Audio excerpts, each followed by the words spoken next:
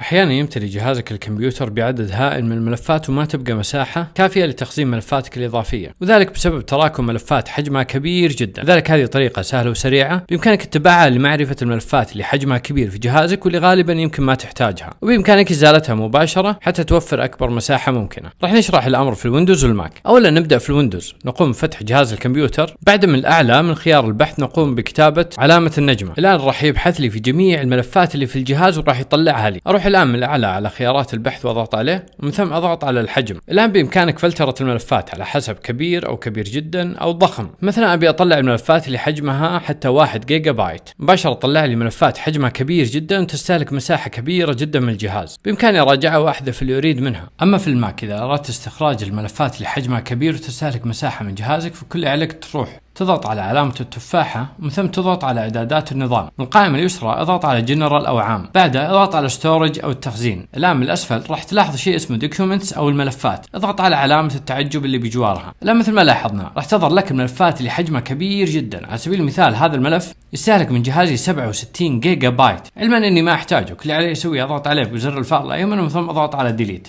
ومن ثم اضغط على ديليت مرة أخرى، وبهالطريقة تم حذفه واصبح جهازي حر بشكل أكبر.